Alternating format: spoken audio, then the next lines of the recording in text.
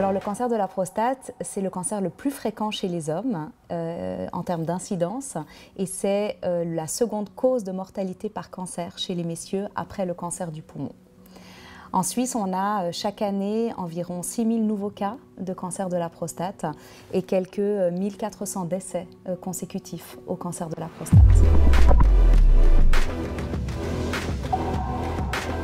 La tumeur cancéreuse ou tumeur maligne, comme on l'appelle, est constituée en fait de cellules cancéreuses qui peuvent envahir et détruire le tissu voisin.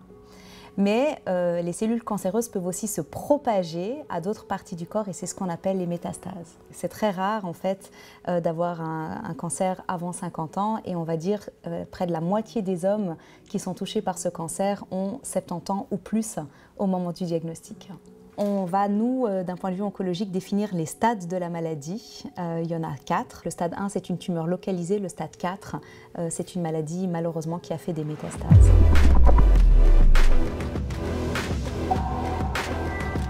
Pour ce qui me concerne, moi, je n'ai pas su tout de suite qu'est-ce que j'avais. Parce que j'ai eu l'opération de la prostate après d'une série d'expériences que je n'arrivais plus à uriner. Donc j'ai compris que ma prostate, que je ne savais même pas qu'est-ce que c'était, parce que jusqu'à 80 ans, je n'avais jamais rien eu. À 82, je n'avais rien eu. Tout à coup, je découvre que je n'arrivais plus à faire pipi.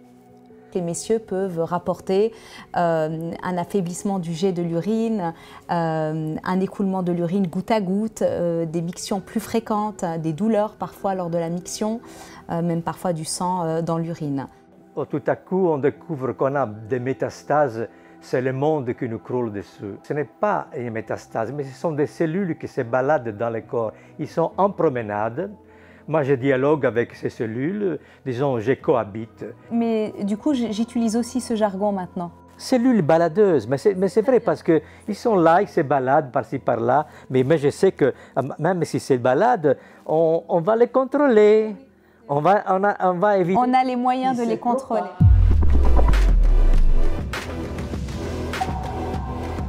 Concernant le cancer de la prostate métastatique, quelles sont les solutions qui s'offrent aux patients? Alors, effectivement, le traitement initial des métastases d'un cancer de la prostate repose sur un traitement hormonal qui a pour objectif de faire baisser le taux de testostérone. La testostérone, c'est l'hormone mâle qui nourrit les cellules cancéreuses. Donc il y a deux façons de faire, de bloquer les hormones masculines, soit de faire ces injections qui empêchent la production de la testostérone par les testicules, soit d'enlever chirurgicalement la partie des testicules qui sécrètent la testostérone. Et ensuite, on sait maintenant, et ce depuis quelques années déjà, qu'il y a un intérêt à ajouter encore d'autres traitements à ce traitement classique, on va dire, et ce depuis les années 40 du cancer de la prostate, avec ce qu'on appelle soit de la chimiothérapie, soit de l'hormonothérapie de nouvelle génération. C'est vrai qu'on a beaucoup fait de progrès dans la prise en charge du cancer de la prostate métastatique ces dernières années.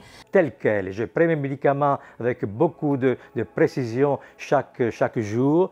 Et les résultats que j'ai eus, donc le long de ces analyses, étaient très encourageants.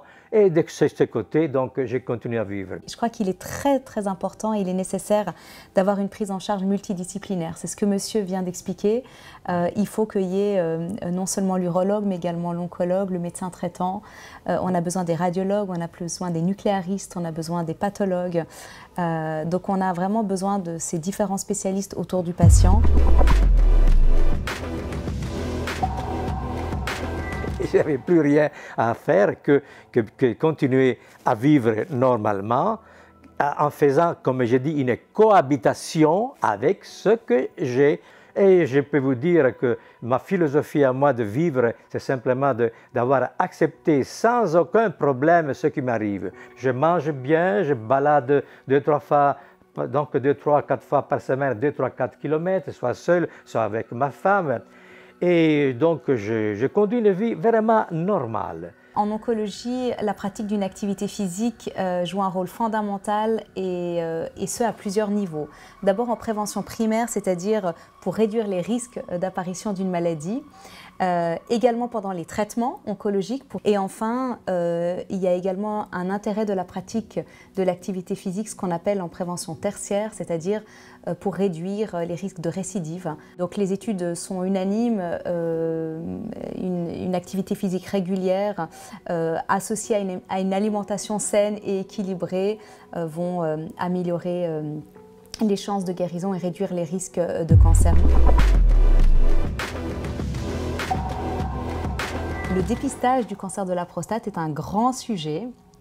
Il vise à, on va dire, déceler le cancer de la prostate à ses débuts, au stade précoce en effet, où on a les meilleures chances de guérison de la maladie. Les premiers examens sont une prise de sang avec le dosage du fameux PSA, l'antigène spécifique de la prostate, et puis le toucher rectal. Alors effectivement, le toucher rectal n'est pas un examen particulièrement apprécié par les messieurs ou attendu ou souhaité, et c'est pour ça que ça reste encore parfois peut-être un peu tabou, mais ce sont les 2 premiers examens, on va dire, de dépistage. J'ai eu quand même l'appui de ma doctoresse, donc après de l'oncologue et de mon médecin généraliste. Avec ce trio que j'appelle très formidable, j'étais suivi, je suis suivi et je continue, voilà, avec beaucoup de confiance et sans aucun problème.